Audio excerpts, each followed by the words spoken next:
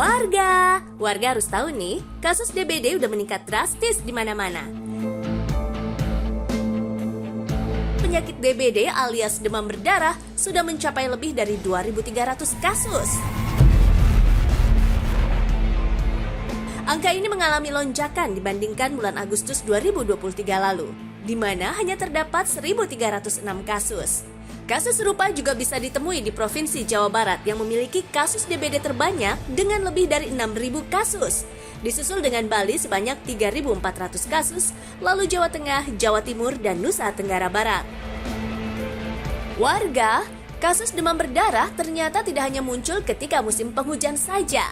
Kenaikan angka kasus demam berdarah ini disinyalir akibat perubahan iklim dengan suhu yang memanas, serta fenomena El Nino warga.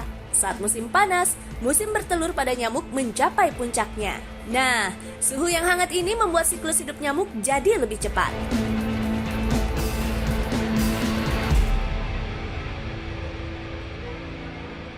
Warga, faktor kedua merebaknya kasus demam berdarah berasal dari makanan. Pasalnya, suhu panas juga mempercepat pembusukan pada makanan yang juga memicu timbulnya bakteri. Selain itu, berkurangnya curah hujan pada musim kemarau ini menyebabkan tempat-tempat yang terdapat genangan air tidak tersapu oleh air hujan warga, sehingga tempat tersebut jadi tempat berkembang biaknya nyamuk Aedes aegypti. BMKG Juanda Sidoarjo mencatat cuaca panas disebabkan tutupan awan yang semakin jarang.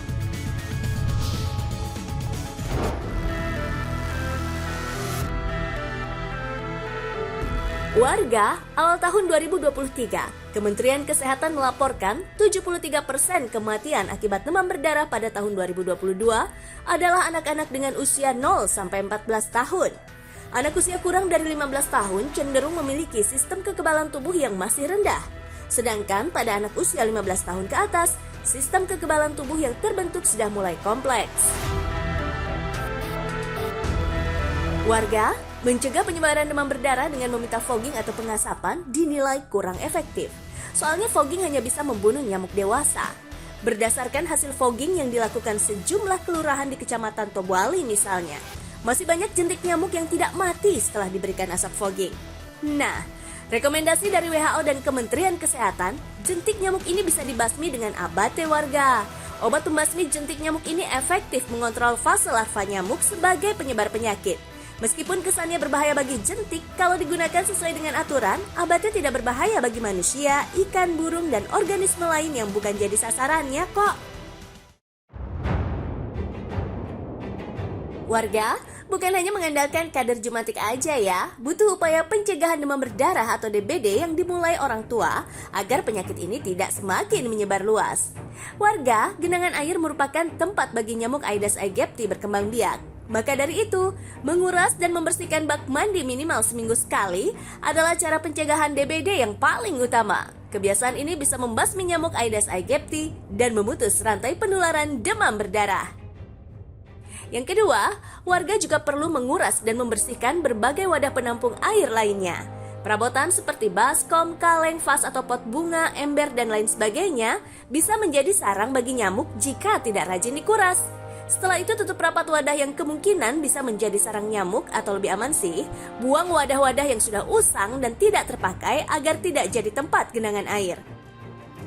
Yang ketiga, jangan menumpuk atau menggantung baju terlalu lama. Membiarkan baju menumpuk atau tergantung begitu lama bisa menjadi tempat favorit untuk dihinggapi nyamuk. Soalnya nyamuk lebih suka aroma tubuh manusia, warga. Terakhir, lindungi diri dengan mengoleskan lotion anti nyamuk setiap kali akan bepergian keluar rumah atau ke tempat terbuka. Jangan berhenti di situ, oleskan lagi menjelang waktu tidur, karena nyamuk demam berdarah aktif sepanjang malam.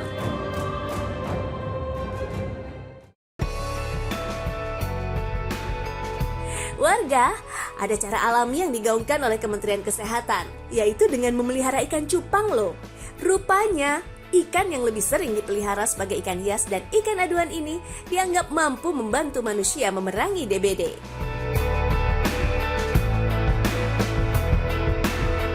Didasarkan pada hasil penelitian yang diterbitkan di Jurnal Sains Nasional Universitas Nusa Bangsa, riset tersebut menunjukkan bahwa ikan cupang memiliki daya makan paling banyak.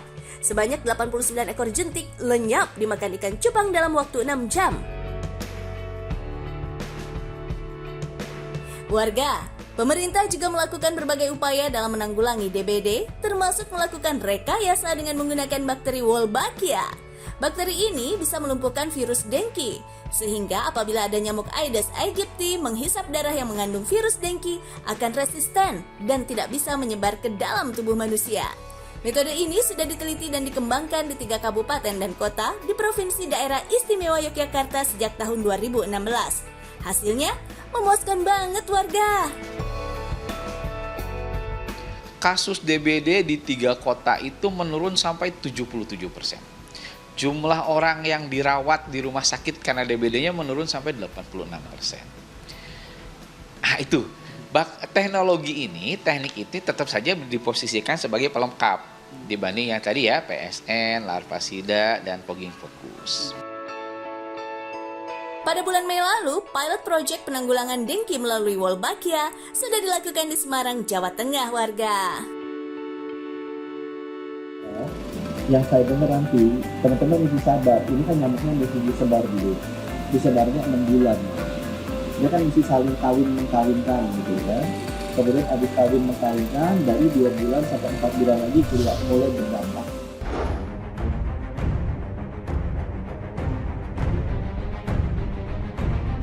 Yaudah, langsung aja kita kenalan sama si nyamuk Wolbachia.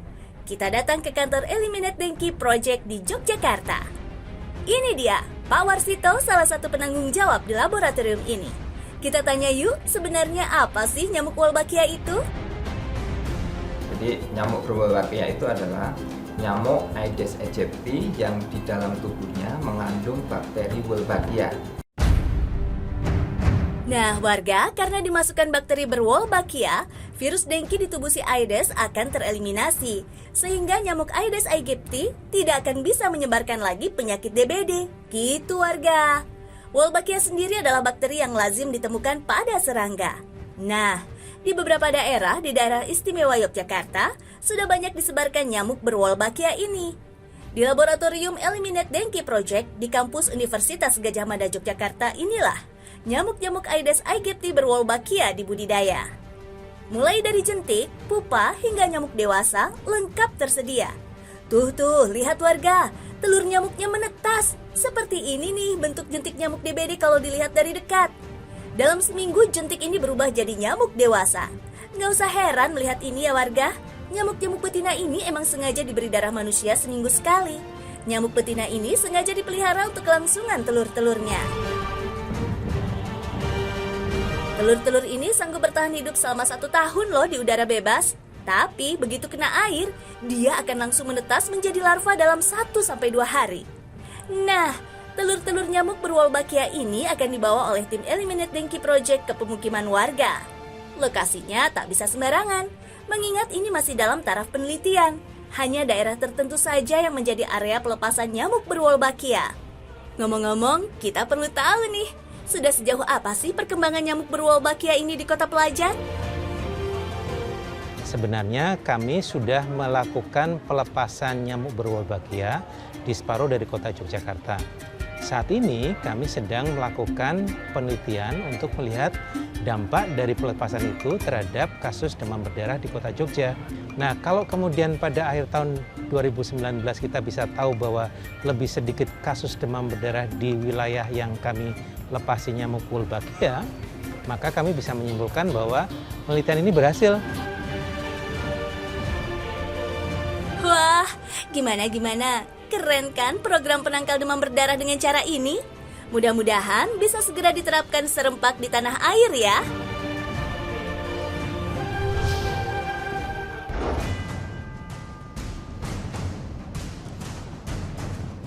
Warga, demam berdarah dengki emang jadi salah satu persoalan utama kesehatan di Indonesia. Berbagai upaya pengendalian sudah dilakukan untuk menekan kasus DBD. Salah satunya dengan adanya kader jumantik alias juru pemantau jentik. Eits, jangan anggap enteng. Ternyata nggak semua orang bisa menerima niat baik mereka loh warga. Tuh, contohnya pernah ada tragedi pemukulan dari warga yang menolak rumahnya diperiksa keberadaan jentik dan nyamuk Aedes aegypti. Untuk meminimalisir kejadian tak terduga kayak gini, sebelum masuk ke rumah-rumah warga, kader jumantik biasanya ditemani ketua RT, ketua RW, dan petugas dari puskesmas setempat. Yang jelas, mereka harus membawa senjata utamanya, yaitu senter dan obat jentik berupa abate warga.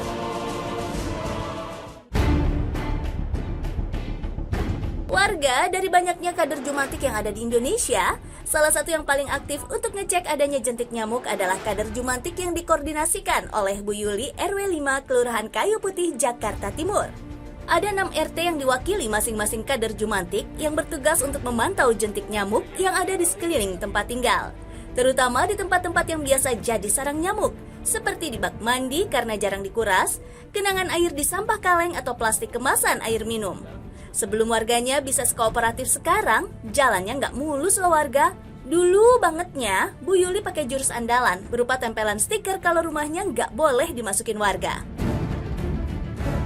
Udah lama banget sih, sekarang udah nggak lagi. Ditempelin itu di pagernya dia. Ditempelkan, dia malu, jadinya dia malu gitu kan. Kok di rumahnya ada tempelan itu kan. Akhirnya sekarang dia mulai meriksa lagi ke rumahnya, boleh sekarang. Kalau dulu nggak mau dia gitu, ditutup pintunya gitu. Misalnya anak saya lagi tidur atau kamar mandi ada orang, kadang-kadang gitu. Dalam 1 minggu mereka bisa bolak-balik ke rumah warga sampai 12 kali loh. Hal ini harus dilakukan untuk memastikan jentik dan nyamuknya nggak ada yang bersarang di tempat favorit mereka. Kadang-kadang ada orang yang dimasukin, kok saya dimasukin terus rumahnya gitu, sering dimasukin gitu. Bukan tanpa alasan warga, Bu Yuli dan beberapa kader Jumantik ini nggak pengen kecolongan. Mereka nggak pengen banget ada salah satu warganya yang sampai kena penyakit DBD. Sedia payung sebelum hujan gitu. Maklum, menurut pakar dari IPB, pembunuh manusia nomor 1 itu bukan singa, ular, atau sesama manusia, tapi nyamuk. Gimana nggak gemes Bu Yuli dan rekan-rekannya dalam memberantas nyamuk berbahaya ini? Oh iya, yang jadi target Bu Yuli dan teman-temannya ini bukan hanya dari rumah ke rumah aja ya. Kamar mandi dan genangan yang ada pada yayasan sampai sekolah pun nggak luput dari incaran kader-kader kece ini. Kalau sampai ditemukan jentik nyamuk, nggak pakai lama kader Jumantik ini langsung menodongkan senjata utamanya berupa abate. Genangan atau bak yang udah dikasih serbuk obat ini dijamin bisa membunuh jentik nyamuk dalam waktu kurang dari 90 menit. Warga, keberhasilan kampung yang terbebas dari DBD bukan hanya dari kerja keras perwakilan kader Jumantik kayak gini. Harusnya tiap rumah bisa punya kader Jumantiknya masing-masing. Gak bosan-bosannya Bu Yuli dan beberapa temannya ini mengingatkan warganya untuk memutus mata rantai terciptanya Aedes aegypti. Jadi kita hanya memberitahu loh, ini loh Mbak, di dispenser ini suka ada jentik, di kamar mandi tolong disikat gitu, kasih pengarahan gitu sama mereka, tolong disikat Mbak gitu, karena kalau lihat disikat, telur-telurnya menempel di dalam dinding-dinding itunya, jadi tolong disikat, jadi terus gitu di tempayan-tempayan yang ini kita periksa seperti itu, hanya diletakkan pot gitu, seperti itu, dikasih pengarahan seperti itu gitu. Kalau warganya udah kompak memerangi Aedes aegypti, dijamin deh nggak akan ada lagi kasus demam berdarah yang jadi momok kayak gini. Einstein bahkan pernah mengatakan bahwa energi hanya bisa berubah bentuk tapi tidak bisa dihilangkan, ya, dan juga tidak bisa hilang dari kehidupan kita. Artinya jika kita berbuat kebaikan, kebaikan itu tidak akan menguap begitu saja, tapi akan menular dan terus menular. Jika kita berbuat baik pada si A akan meneruskan kepada si B kepada si C, si D, E, F, G, sampai kemudian si Z, dan kembali kepada diri kita, anak-anak kita, dan orang-orang yang kita cintai.